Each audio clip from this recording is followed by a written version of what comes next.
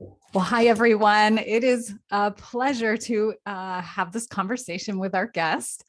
I am going to do a brief introduction and we'll jump right into our conversation. I have Gretchen Staebler here. And in 2012, Gretchen left her job and her friends on the East Coast to return to her childhood home on the West Coast to companion her 96-year-old mother, from whom she had been comfortably distanced from for 36 years. So Gretchen has a degree in counseling, and she says that that didn't help at all with this experience, which is, I love that. And we'll talk a little bit about that. But Gretchen wrote a book called Mother Lode, Confessions of a Reluctant Caregiver. And I love the title. So thank you, Gretchen, for joining us today to just have a conversation about your experiences, and maybe our listeners can gain some sense of camaraderie or connection. But sometimes I also think even if people can't relate to the unique circumstances of someone's caregiving experience, hearing from others and the ways that caregiving can look different can be really helpful as well. So welcome, Gretchen. Thank you, Laura. I'm thrilled to be here. Yay. So maybe you can give us a little bit of a backstory, just kind of set the stage for what was going on in your life when you found out that you needed to move. A little idea of what your mother's health concerns might have been, if you don't mind sharing. And Sure. yeah. Well, actually, about 5 years before I came, I decided that when I turned 60, it was going to be time to come back to my home, because I'd been homesick for 36 years. And my family was gone from North Carolina, or from Raleigh anyway. My son was on the other side of the state, and my daughter had actually, after college and the Peace Corps, settled down in Seattle. So I decided I was either going to go to Asheville or to Seattle in 5 years. So, wait, tell us where Asheville is. Asheville is on the west side of North Carolina. Got it. And in the mountains. I needed to get out of the Piedmont, which is the flat central part of the state. But I did have friends, really good friends, and that was hard. 5 years came and I almost changed my mind. Then I decided, no, it was time. And my mom was 96 at that time and in pretty good health considering her age. But she was clearly starting to decline. And my younger sister had moved back from the East Coast to the West Coast 10 years earlier. And she was doing more than her share, and it was going to get harder, and it just didn't seem right to me to leave it to her. And so I pulled up my big girl pants and packed my elderly Honda CRV with my cat and drove across the country in July of 2012. And it was terrifying. The trip wasn't terrifying. I loved the trip, but when I started to get close, cross the border into Washington, I was like, what the hell was I thinking? My mother and I were not close, but it was okay because she was, 2,500 miles away and I could deal with it. My father died in 1995, so she'd been pretty much on her own, except for the few years that my sister lived with her before she moved to her own place, and dealing with it. And how much longer could she do that? So I decided 1 year, I could do it for 1 year, and we would get her moved to assisted living or to whatever was next for her. And then I could go on with my life. And so it seemed like a good way to transition without having to have a job and worry about all of that and do my part as a daughter. So Yeah. You bring up, you bring up a couple really good points that I want to dive a little deeper into. One of the things that you brought, well, two things. One, I'm imagining what it must have felt like for you to leave your friends, your primary support people, your community, and walking into a life, an unknown, a known and an unknown. And we know, right, that when you're in a caregiver role, or a companioning role, how important it is to maintain that sense of connection with others and to have your own support. And so, yeah, tell me a little bit about, had you thought about that, or, and I guess hindsight's always 2020 there too. Well, this group of friends, it was the first time I'd really had a group of women friends that were my friends and not my former husband's work friends or joint friends, but they were my friends. And I had never had that before and didn't know if I would ever have it again. And that was really hard. And thank goodness for the internet.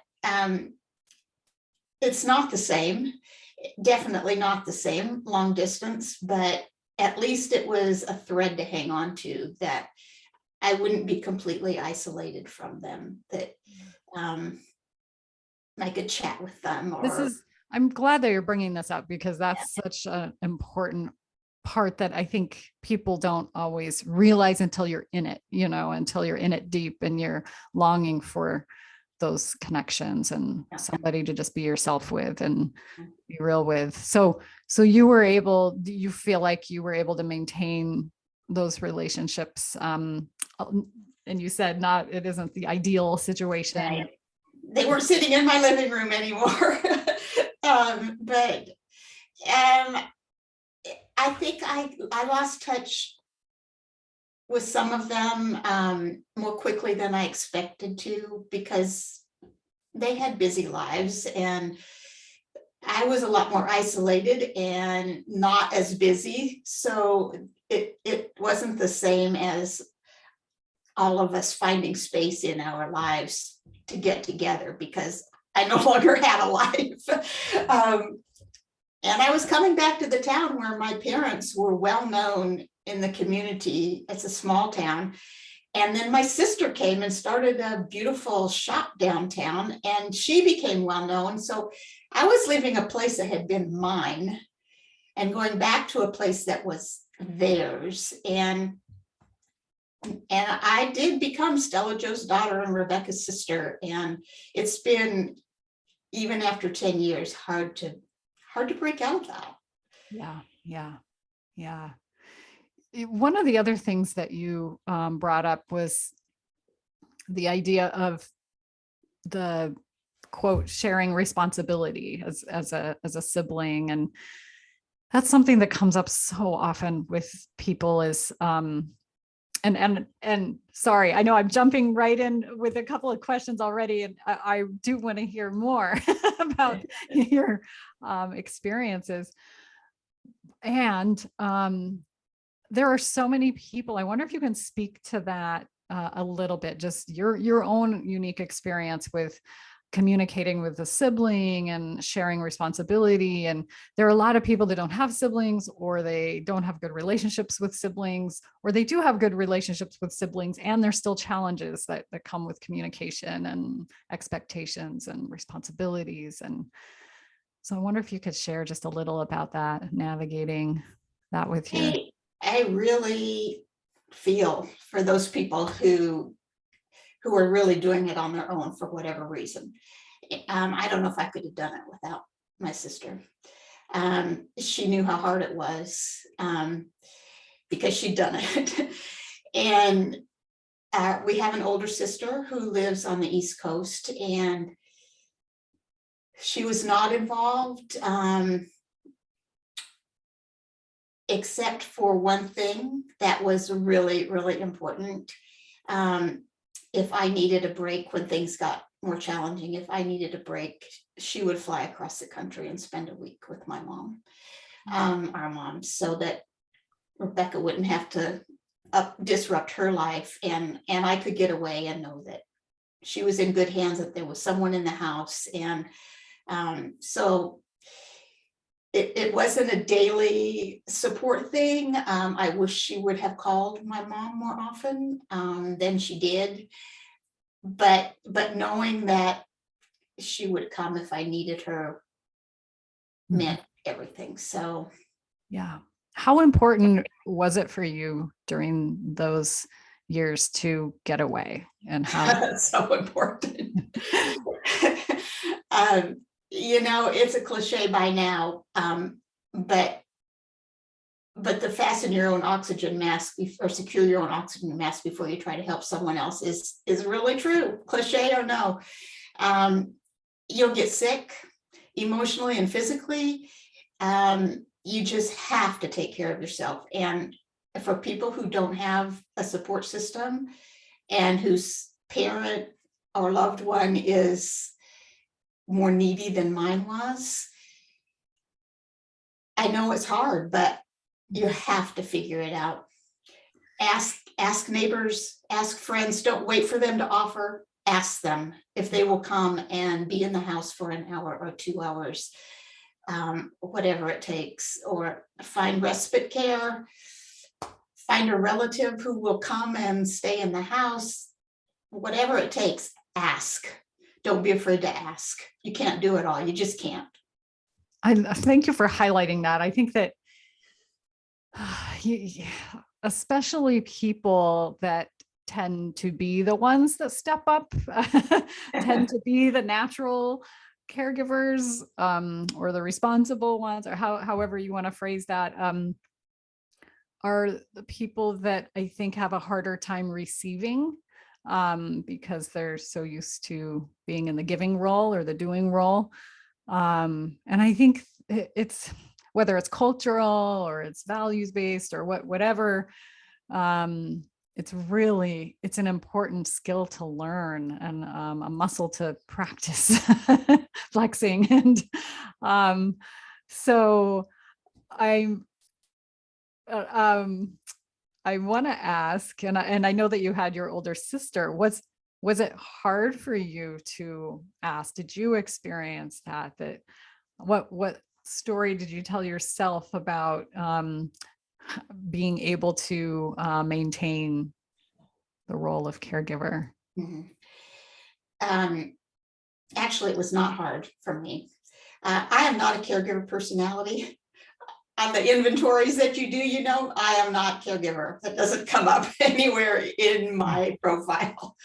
And this is good. I'm again happy, because the reality is there are a lot of us out there, a lot of family members out there that are in this role that would not have normally volunteered to be or think of themselves as a natural caregiver. So yeah. My younger sister, that is her profile. She is the caregiver type. And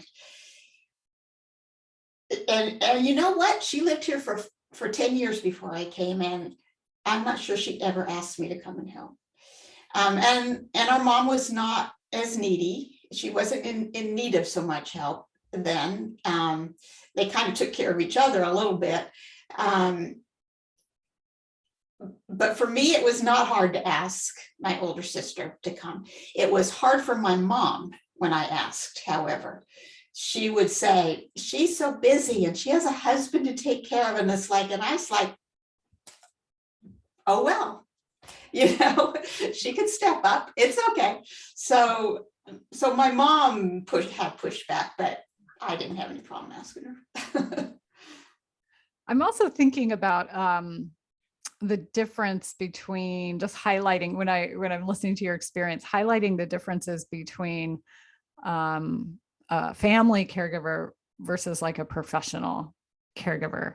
And when you were talking about the emotional drain or emotional, spiritual, on all levels, and whether we're looking at past relationship dynamics that we've had with our parents, or spouses or whoever we're caring for. It's so interesting to me because people can say that when they think of caregiving, they think of the tasks. They think of the okay, yeah, you got to cook and clean and schedule appointments and do all these tasks and maintain the household. And yeah, some of those tasks can be really difficult and hard. But I think people are always forgetting the other half of that is the emotional and the spiritual part. It's not always the physical drain. There's an emotional / spiritual experience that's also happening. And depending on what your past relationship was like with the person you're caring for, depending on what your past history was like with being in that role. I mean, there's so many pieces. And then we haven't even begun to look at the grief and the loss of watching your loved one decline, and the loss of yourself, right? The loss of your own life or your own journey or where you thought you would be, or all of those sorts of things. So maybe you can talk a little bit about your personal kind of journey through that aspect, the loss for yourself. And Mhm. When I came, I had pretty clear boundaries, and it probably one of my regrets, and I try not to use that word because I think we all do the best that we can in the moment. And having regrets is not really that helpful, especially when it's too late to do anything about it.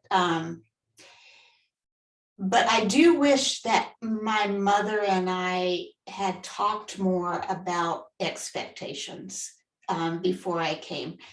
And one of the examples that I use in my book is the family farm. My uncle took over the family farm in Michigan, and my grandparents were still alive. And I expect that they had a conversation about whose farm is it now and whose responsibility is this and whose responsibility is that. And my mom and I didn't do that, and I wish we had. But I had boundaries, and I kept to them, and I sort of told her, what they were, not in so many words, without getting her buy-in on it so much. But I did not come to be the housekeeper. And she had people before I came. She had someone who did the yard work, and she had someone who helped her clean house, and I did not come to do that. I came to be her daughter, not her housekeeper. So no, I was not going to scrub the floors on my hands and knees, which she felt was the only way that you could properly do it. And she was not going to pay me. Rebecca had a different understanding with her, and she did pay her. And I did not want to be paid because that made me beholden to do what she wanted me to do. And hours. I was not going to punch a clock. I was just going to be in the house here with her, doing what needed to be done to care for her. We did eventually. She had a part-time, very part-time, and a caregiver. I don't know if that's what she called her, but she just came when my mom wanted her to come. And we did eventually start hiring with regular hours, which was a big part of my book, how that went. But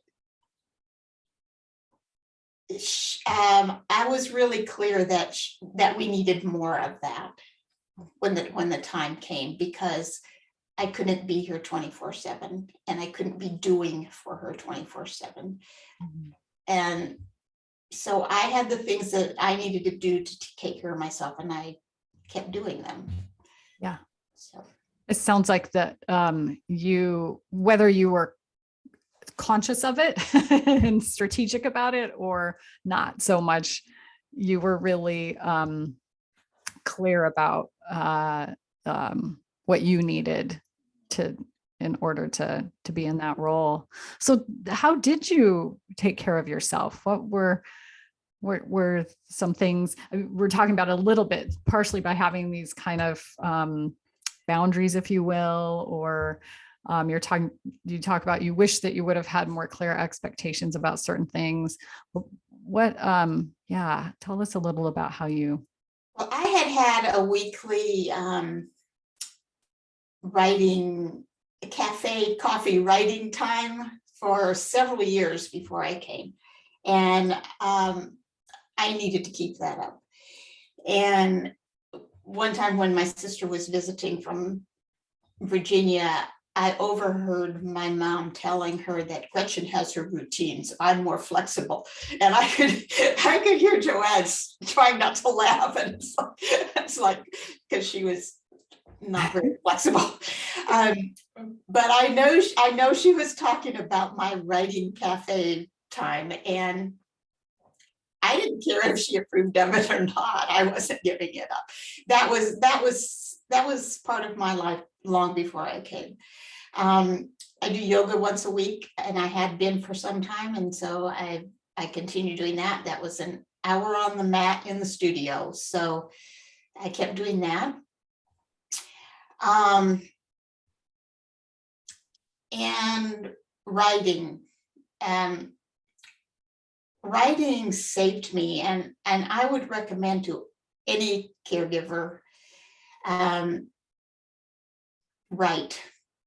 Keep a journal. It has so many positive things. Write 5 things that you were grateful for that day, just because sometimes it gets so hard to see anything to be grateful for. And it might be you heard a bird singing, but something. And it's also helpful to write what happened, what you did about it, and what was the outcome, because you can start to see patterns, and you can start to see what's helpful and what's not helpful. It doesn't mean you can always do it.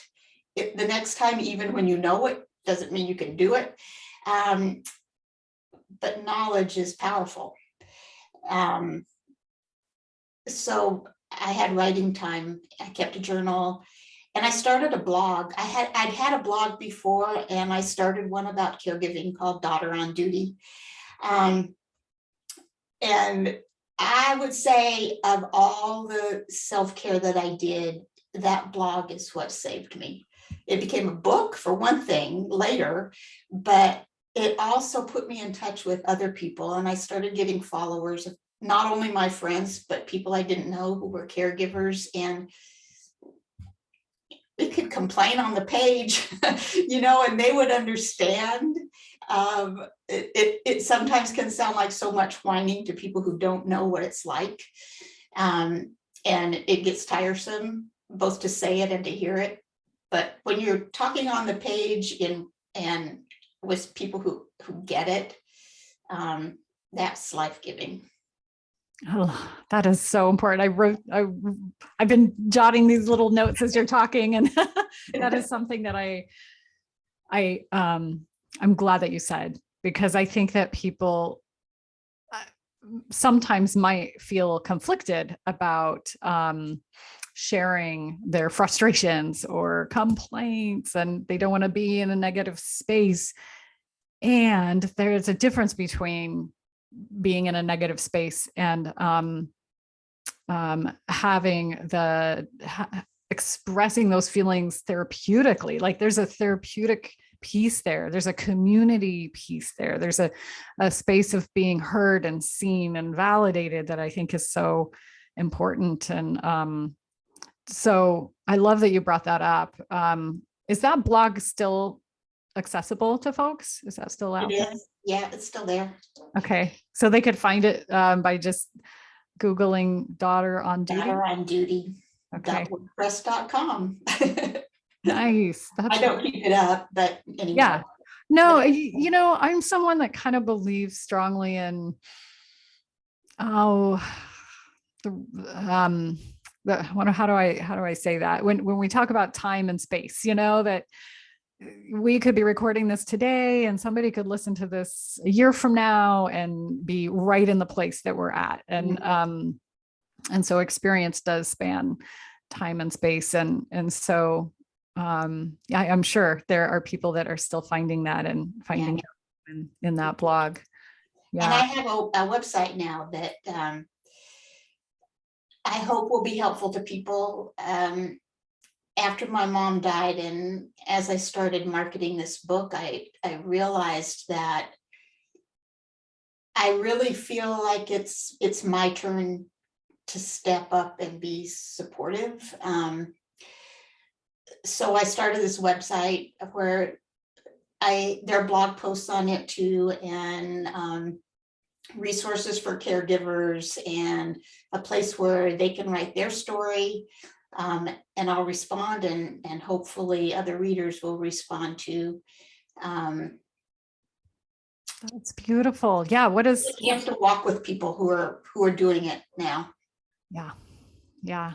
That's something that is just highlighted so much, is the sense of community and connection. And we live in a time where, with technology, like you said in the beginning, it's not the same. It's not the same as having your girlfriends in the living room with you.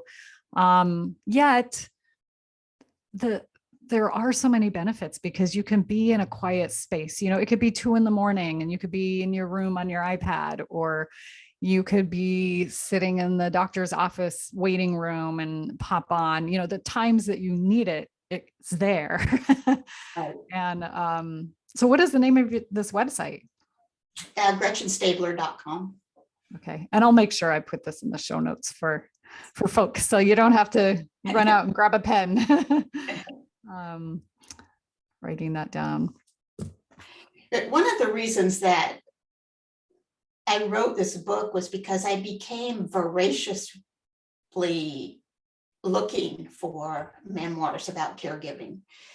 And the way you're supposed to write a memoir is you wait until it's over, the experience you're writing about is over, maybe well over, so that you get the perspective from looking back on it, and you see it differently.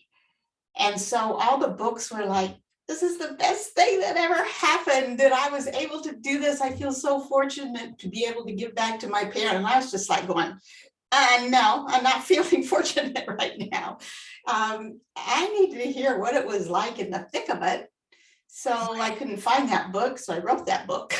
Wow. And I did write it as I was living it. So it's not always, I think there are lots of funny things in it, because funny things happen. And when you're not looking back and seeing it differently, you realize that was hilarious what she just said,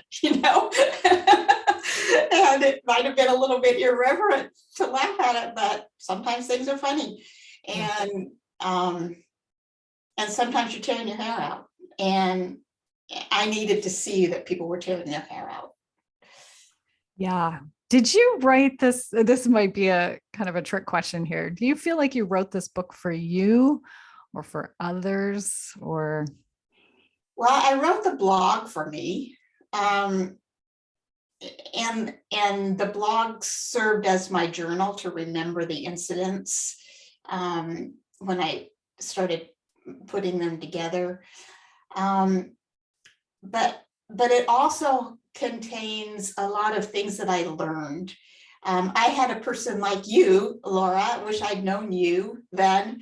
But I did have an elder care counselor, and he let me cry in his office. And he told me what it was like for my mother, and for the cognitive decline that she was experiencing. And at the time, every time I'd go back to see him, the same thing has happened, and he'd tell me the same thing. And I just couldn't get it into my head in the moment that I was dealing with it. but those things are in the book too. So things that I learned along the way.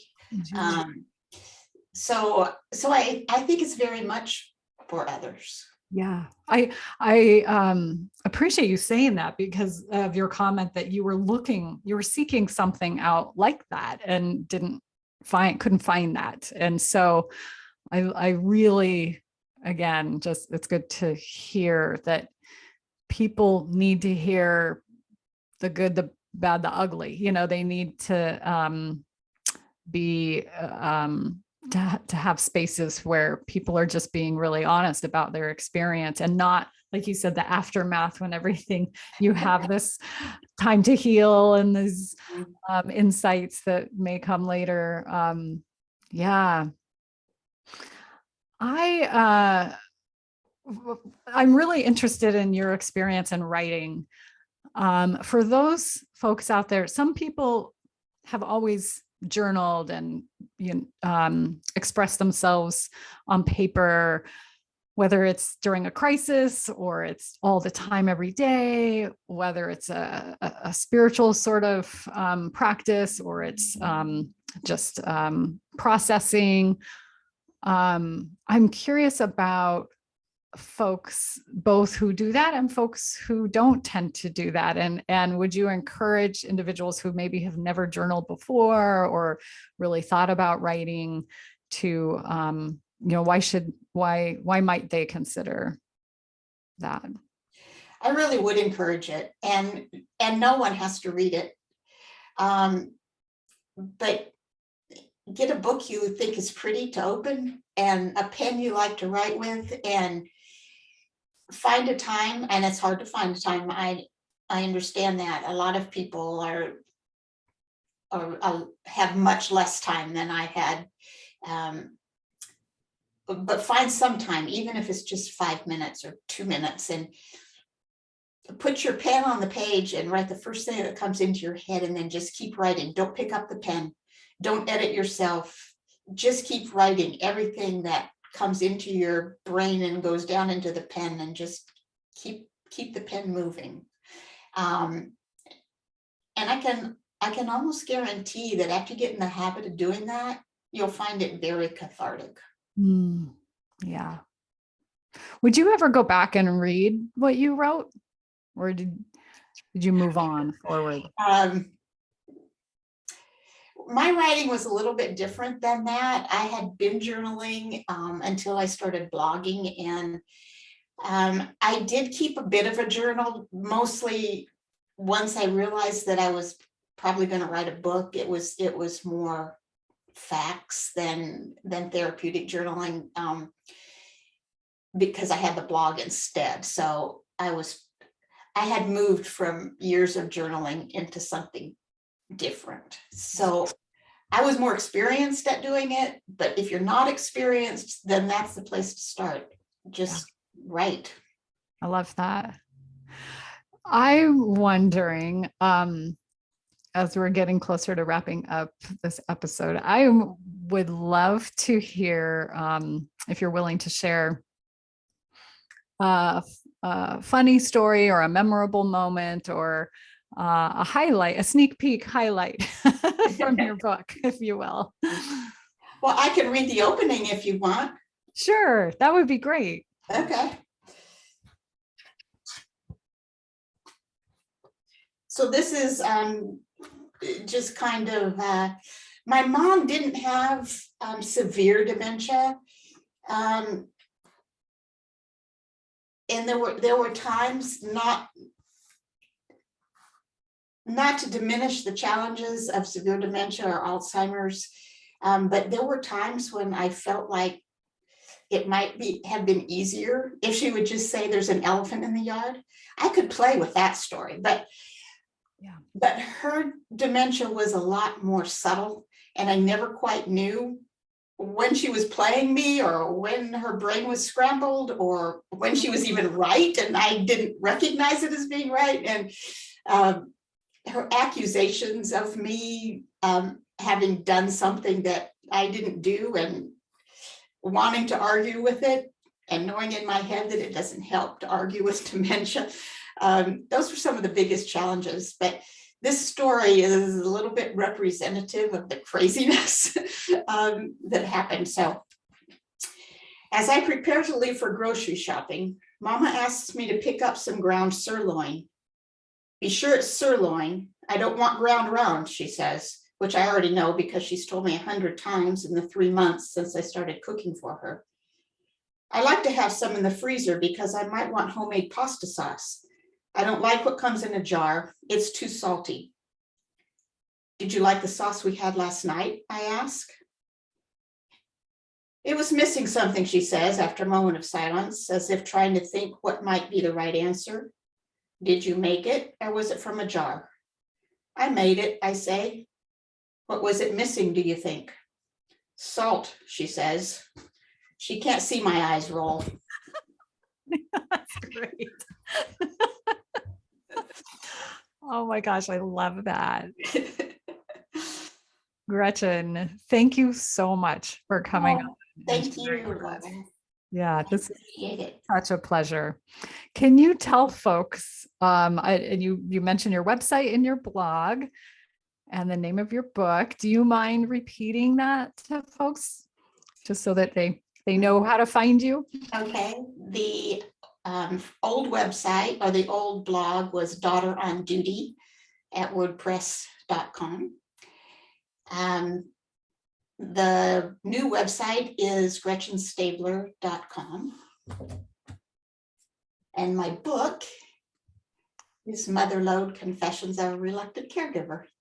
It's a beautiful cover too. I know that those of you listening aren't able to see. We are planning in the future here on Life on Repeat podcast, we are going to be launching a YouTube channel soon. And so we will be posting our interview videos so that you can, if you enjoy watching, you'll be able to hop on and watch the interviews as well. But Gretchen, this has been so much fun, and I will be sure to post those links in our show notes so our listeners can find you easier. And thank you so much for joining. Thank you, Laura.